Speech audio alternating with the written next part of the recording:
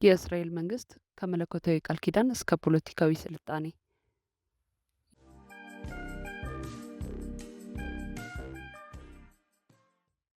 የሰው ልጅ በታሪክ ሂደት ውስጥ ራሱን የሚያስተዳድርበትና ስርዓተ መንግስት የሚዘረጋበትን መንገድ ሲፈልግ ኖሯል። ከጥንታውያኑ የንግስና ስርዓቶች ጀምሮ እስከ ዘመናዊ የዲሞክራሲ እሴቶች ድረስ ባለው ረዥም ጉዞ ውስጥ የመጽሐፍ ቅዱሷ እስራኤል የአመሰራረት ታሪክ እንደ አንድ ልዩና አስደማሚ የስነ መንግስት ላቦራቶሪ ተደርጎ ሊወሰድ ይችላል።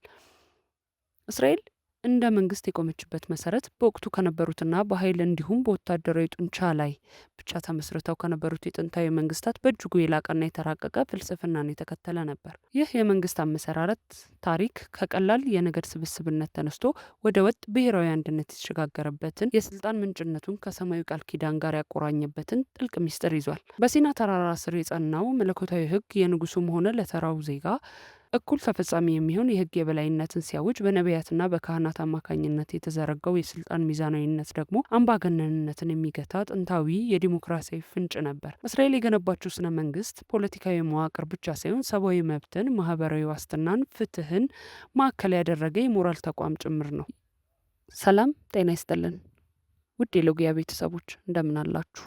በዛሬው ጥንክራችን የእስራኤል መንግስት አመሰራረት በስነ መንግስት እሳቤ ሲቃኝ ያለውን ፋይዳ ከቲኦክራሲያዊ መሰረቱ ጀምሮ እስከ ማህበራዊ ውል ድንጋጌዎቹ፣ ከነገድ ስብስብነት እስከ ብሔራዊ አንድነት ያለውን ሽግግር እንዲሁም የስልጣን ክፍፍልና የፍትህ ስርዓቱን በጥልቀትና በዝርዝር እንቃኛለን።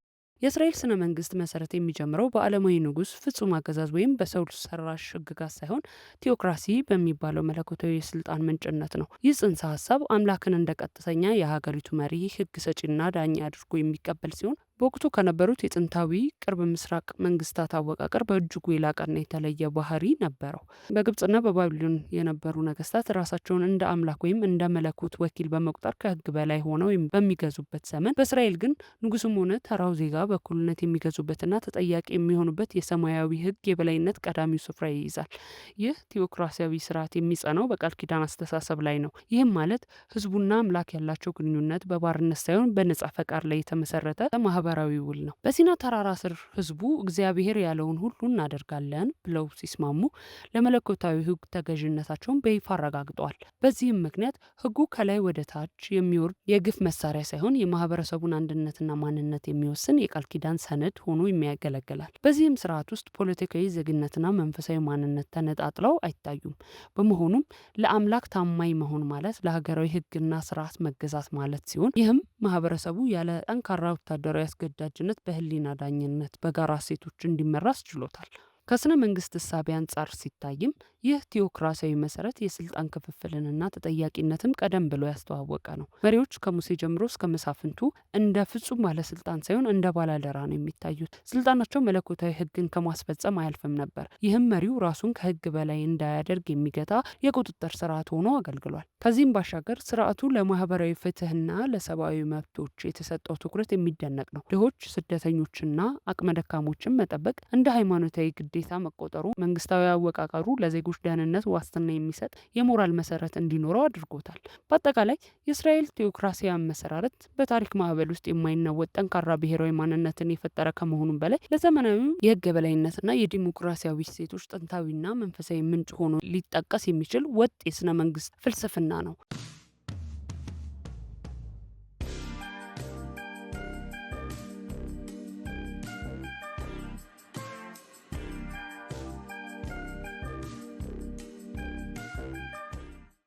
በመጽሐፍ ቅዱሷ እስራኤል የስነ መንግስት ታሪክ ውስጥ ቃል ኪዳን የሚለው ጽንሰ ሀሳብ በዘመናዊ ፖለቲካ ፍልስፍና ማህበራዊ ውል ከሚባለው እሳቤ ጋር ቀጥተኛና ጥልቅ ቁርኝነት አለው።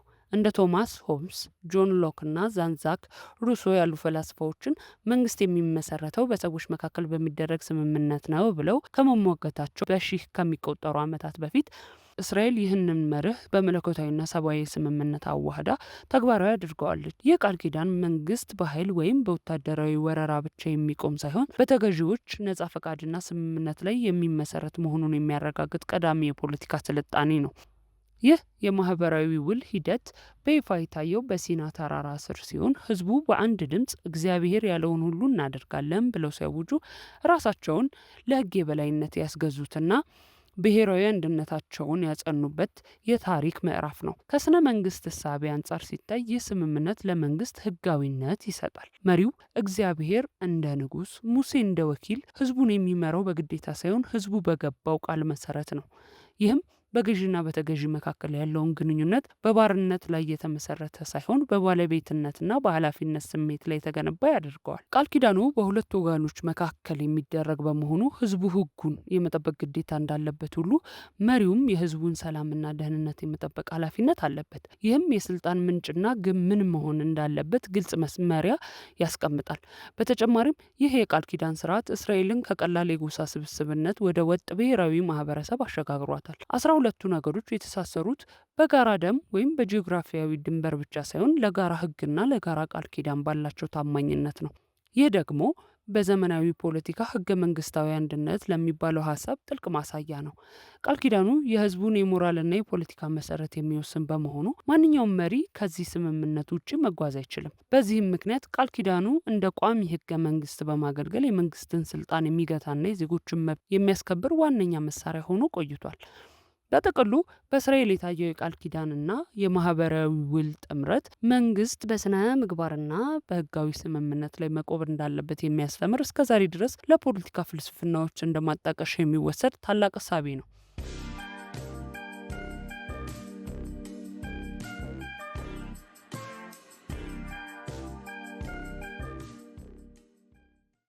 የመጽሐፍ ቅዱሷ እስራኤል ከጥንታዊ የጎሳ ስብስብነት ወደ ወጥ ብሔራዊ አንድነት የተሸጋገረችበት ሂደት በስነ መንግስት እሳቤ የሀገረ መንግስት ምስረታ ለሚባለው ሳይንሳዊ ትንተና አይነተኛ ማሳያ ነው። መጀመሪያ ላይ እስራኤላውያን በጋራ አያትና በደም ሀረግ የተሳሰሩ 12 ነገዶች ነበሩ። እያንዳንዱ ነገድ የራሱ መሬት፣ የራሱ የጎሳ መሪና የራሱ ውስጣዊ አስተዳደር የነበረው ሲሆን ይህ አወቃቀር በዘመናዊ ፖለቲካ ኮንፌዴሬሽን ከሚባለው የላላ የመንግስት ስብስብ ጋር ይመሳሰላል። በዚህ ወቅት ማዕከላዊ መንግስት ባይኖርም ህዝቡን አንድ አድርጎ ያቆየው ግን በሲና ተራራ የተቀበሉት የጋራ ህግና ቃል ኪዳን ነበር። ይህ ከጎሳ ወደ ብሔር የመሸጋገር ሂደት በይበልጥ የጠነከረው በመሳፍንት ዘመን ማብቂያና በንግስናው ዘመን መጀመሪያ ላይ ነው።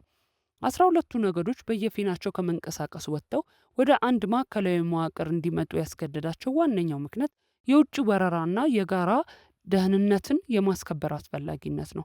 በስነ መንግስት ትንተና አንድ ማህበረሰብ ለጋራ ጥቅሙና ደህንነቱ ሲል የግል ነጻነቱን ለከፍተኛ አካል ወይም ለማዕከላዊ መንግስት አሳልፎ የሚሰጥበት ሂደት የብሔረ መንግስት ግንባታ ይባላል። እስራኤልም ይህንን የታሪክ ምዕራፍ ያለፈችው ከነገዶች ስብስብነት ወደ አንድ ወጥ የፖለቲካ አካል በመለወጥ ነው። ይህ ሽግግር ደግሞ በደም ሀረግ ላይ ብቻ የተመሰረተውን ጠባብ የጎሳ ማንነት ወደ ሰፊው እስራኤላዊ ብሔራዊ ማንነት አሳድጎታል። የዚህ አንድነት ማሳያው ደግሞ ኢየሩሳሌም እንደ ማዕከላዊ ፖለቲካና የመንፈሳዊ ዋና ከተማ መመረጧ ነው። ይህም በተለያዩ ነገዶች መካከል የነበረውን የክልላዊነት ስሜት በመስበር ሁሉንም ወደ አንድ ማዕከል እንዲመለከቱ አድርጓቸዋል። ከስነ መንግስት እሳቤ አንጻር እስራኤል የተገነባችው ብሔራዊ አንድነት በኃይል የተጫነ ሳይሆን በጋራ እሴቶች፣ በጋራ ታሪክና በጋራ ህግ ላይ የቆመ ነበር። ይህም ህዝቡ በተለያዩ ፈተናዎችና ስደቶች ውስጥ እንኳ ሳይበታተን ማንነቱን ጠብቆ እንዲቆይ ያደረገው ዋነኛው ምሰሶ ነው። በአጠቃላይ ከጎሳ ስብስብነት ወደ ብሔራዊ አንድነት የተደረገው ጉዞ እስራኤልን ከቀላል ማህበረሰብነት ወደ ተደራጀና ጠንካራ ተቋማዊ መሰረት ወዳለው መንግስት ያሸጋገረ በፖለቲካ ታሪክ ውስጥ ትልቅ ቦታ የሚሰጠው ክስተት ነው።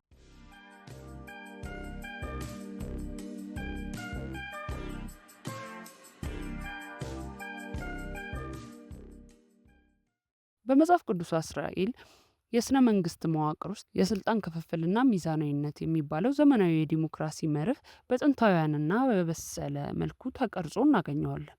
አብዛኞቹ የጥንት መንግስታት ስልጣን በአንድ ግለሰብ ወይም በንጉስ እጅ ላይ ብቻ ተከማችቶ ንጉሱ ህግ ሰጪ፣ ህግ አስፈጻሚና ዳኛ ሆኖ በሚሰራበት ዘመን በእስራኤል ግን ስልጣን በሶስት መሰረታዊ ተቋማት መካከል ተከፋፍሎና አንዱ ሌላው እንዲቆጣጠር ተደርጎ ተዋቅሯል። ይህ አሰራር ስልጣንን በአንድ ወገን ብቻ ተከማችቶ ወደ አምባገነንነት እንዳይቀየር የሚከላከል ቀዳሚ የፖለቲካ ጥበብ ነው።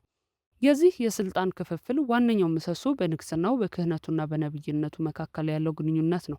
ንጉሱ ምንም እንኳን የሲቪል አስተዳደሩና የጦር ሰራዊቱ የበላይ መሪ ቢሆንም እንደ ልቡ ሊያደርግ የሚችል ፍጹም ስልጣን አልነበረውም። ንጉሱ በህገ ኦሪት ወይም በህገ መንግስቱ የሚመራና በነቢያት የሚገሰጽ ባላደራ ነው። ነቢያት በዚህ መዋቅር ውስጥ እንደ ተቃዋሚ ወይም እንደ ገለልተኛ የህግ ተርጓሚ ሆነው ያገለግላሉ። አንድ ንጉሱ መለኮታዊውን ቃል ኪዳን ሲጥስ ወይም የህዝቡን ሰብአዊ መብት ሲረግጥ ነቢያት በድፍረት በመቆም ይገስጹትና መስመር እንዲይዝ ያደርጉት ነበር። ይህ በዘመናዊ ፖለቲካ ተጠያቂነት የምንለውን እሳቤ በተግባር የሚያሳይ ነው። በሌላ በኩል ቤተ ክህነቱ የሃይማኖታዊና የባህላዊ እሴቶች ጠባቂ በመሆን የራሱ የሆነ የስልጣን ክልል ነበረው። ካህናቱ ህጉን የማስተማርና የማስረዳት ኃላፊነት የነበራቸው ሲሆን ንጉሱ በቤተ ክህነቱ ስራ ውስጥ ጣልቃ የመግባት መብት አልነበረውም። ይህ የሃይማኖትና የፖለቲካ ስራዎች ክፍፍል ስልጣን ወደ አንድ ወገን ብቻ አድልቶ ማህበራዊ ሚዛኑ እንዳይዛባ ይረዳል። ከዚህም በተጨማሪ በየነገዱ የነበሩ ሽማግሌዎች ወይም የጎሳ መሪዎች በየአካባቢያቸው የዳኝነትና የአስተዳደር ስልጣን ነበራቸው። ይህም ስልጣን ከማዕከል ወደ ታች የወረደበትን የስነ መንግስት ስልት ያሳያል። ጠቅለል ለማድረግ ያህል በእስራኤል የታየው የስልጣን ክፍፍልና ሚዛናዊነት የሰው ልጅ ተፈጥሯዊ ለሆነው የስልጣን ጥመኝነት መድኃኒት ሆኖ ያገለገለ ስርዓት ነው። ንጉሱ በነቢያት፣ ነቢያት በህጉ፣ ህዝቡ ደግሞ በቃል ኪዳኑ እርስ በርስ ተሳስረውና ተደጋግፈው እንዲኖሩ ማድረጉ እስራኤል እንደ መንግስት ለዘመናት የጸና የሞራልና የፖለቲካ መሰረት እንዲኖራት አስችሏታል። ይህ ጥንታዊ ተሞክሮ ዛሬም ድረስ ለመንግስታት አወቃቀርና ለስልጣን ገደብ ትልቅ ትምህርት የሚሰጥ ድንቅ የስነ መንግስት ፍልስፍና ነው። በመጽሐፍ ቅዱስ እስራኤል የስነ መንግስት መዋቅር ውስጥ የፍትህ ስርዓትና ማህበራዊ ዋስትና የሚባሉ ጽንሰ ሀሳቦች መንግስት ለዜጎቹ ሊኖሩ የሚገባውን ኃላፊነት በጥልቀት የሚተርኩ መሰረታዊ ምሰሶዎች ናቸው። አብዛኞቹ የጥንት መንግስታት ህግን የሚጠቀሙበት የገዢውን መደብ ጥቅም ለማስከበርና ህዝቡን ለመቆጣጠር በነበረበት ወቅት በእስራኤል ግን ህግ የፍትህ መገኛ እና የደካሞች መጠጊያ ተደርጎ ተቀርጿል። ይህ በስነ መንግስት እሳቤ ሰብአዊነትን ማዕከል ያደረገ አስተዳደር የሚባለውን ፍልስፍና ቀደም ብሎ ያሳየ ታላቅ ስርዓት ነው። የእስራኤል የፍትህ ስርዓት መሰረት ለሰው ፊት አለማድላት እና እውነተኛ ፍርድን መፍረድ የሚሉ መርሆች ናቸው። ፍርድ ቤቶች ወይም የሽማግሌዎች ጉባኤ በየከተማው በሮች ላይ በመቀመጥ ማንኛውም ዜጋ ሀብታምም ሆነ ድሃ፣ ባለስልጣንም ሆነ ተራ ሰው በህግ ፊት እኩል መሆኑን ያረጋግጡ ነበር። ይህ በህግ ፊት እኩልነት የሚባለው መርህ መንግስታዊ ተቋማት የህዝቡን አመኔታና ቅቡልነት እንዲያገኙ የሚያደርግ ዋነኛ መሳሪያ ነው። በተለይም መበለቶች፣ ድሃ አደጎችና መጻተኞችን መጠበቅ እንደ ፖለቲካዊ ግዴታ ብቻ ሳይሆን እንደ መለኮታዊ ትእዛዝ መቆጠሩ የፍትህ ስርዓቱ ከደረቅ የህግ ድንጋጌዎች ይልቅ የሞራልና በሰብአዊ ርህራሄ ላይ እንዲገነባ አድርጎታል። ከማህበራዊ ዋስትና አንጻር ሲታይም እስራኤል በዓለም ታሪክ ቀዳሚ የሚባሉ የኢኮኖሚና የማህበራዊ ደህንነት ፖሊሲዎች ዘርግታ ነበር።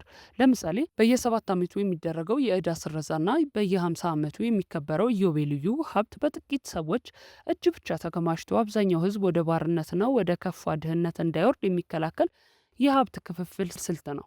የጠፋ መሬት ወደ ባለቤቱ እንዲመለስ፣ ዕዳ ያለባቸው ዜጎች ነጻ እንዲወጡ የሚደነግጉት እነዚህ ህጎች በዘመናዊ ፖለቲካ ማህበራዊ ዲሞክራሲ የሚባለውን መሰረት በኢኮኖሚው ጣልቃ በመግባት የዜጎችን ማህበራዊ ዋስትና የሚያረጋግጥበትን እሳቤ ቀድሞ የጠቆሙ ናቸው። በተጨማሪም በየ3 ዓመቱ የሚሰበሰበው አስራት ለድሆችና ለሌዋውያን እንዲሰጥ መደረጉ እንዲሁ የእርሻ ምርት በሚሰበሰብበት ወቅት ለድሆች ተብሎ እንዲተው የሚደነገገው ስርዓት መንግስት ለደካማ ዜጎቹ የፈጠረው የደህንነት መረብ ተደርጎ ሊወሰድ ይችላል።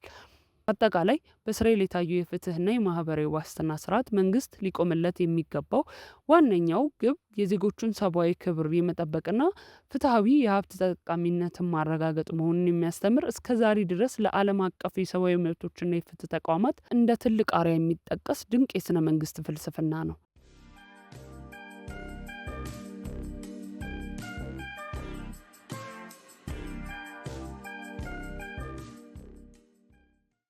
የዛሬው ጥንክራችን ለማጠቃለል የመጽሐፍ ቅዱሷ እስራኤል የአመሰራረት ታሪክ በስነ መንግስት እሳቤ ሲቃኝ ዝም ብሎ የጥንታውያን ነገዶች ስብስብ ሳይሆን ረቂቅና ጥልቅ የሆነ የመንግስት ፍልስፍና የታየበት የታሪክ ምዕራፍ ነው።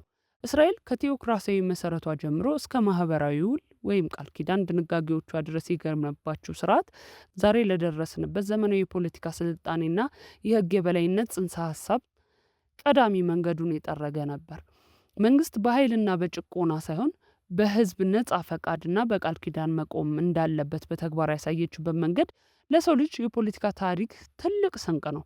ይህ የአመሰራረት ሂደት ከጎሳ ማንነት ወጥቶ ወደ ወጥ ብሔራዊ አንድነት ያደረገው ሽግግር እንዲሁም በንግስናው በክህነቱና በነብይነቱ መካከል የነበረው የስልጣን ክፍፍልና ሚዛናዊነት አምባገነንነትን የሚገታ ተጠያቂነትን የሚያሰፍን መዋቅር እንደነበረው አይተናል። ይህም እስራኤል እንደ ሀገር በብዙ ማዕበሎችና ፈተናዎች ውስጥ አልፋ ጸንታ እንድትቆም ያደረገው ዋነኛው ተቋማዊ ጥንካሬ ነው። ስርዓቱ ለብሔራዊ ፍትህ፣ ለድሆች ደህንነትና ለፍትሐዊ የሀብት ክፍፍል የሰጠው ትኩረት ደግሞ መንግስት ከፖለቲካ መዋቅርነቱ ባሻገር የዜጎቹ ሰብአዊ ክብር የማስጠበቅ የሞራል ኃላፊነት እንዳለበት ትልቅ ትምህርት የሚሰጥ ነው። ስለሆነም የመጽሐፍ ቅዱሷ እስራኤል ስነ መንግስታዊ ጉዞ ለሃይማኖታዊ ፋይዳው ብቻ ሳይሆን ለዓለማዊ የፖለቲካ ሳይንስም ቢሆን እጅግ ጠቃሚና መሰረታዊ የሆኑ እሴቶችን ያበረከተ ነው።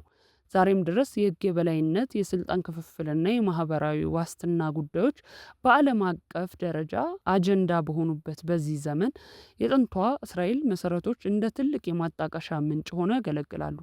ይህንን ታሪካዊና መዋቅራዊ ጥንካሬ መረዳት ደግሞ እስራኤል እንደ አንድ ልዩና ጸንታ የቆመች ሀገር ያላትን ሚና በውል እንድንገነዘብ ይረዳናል። ሰላም ለምድራችን።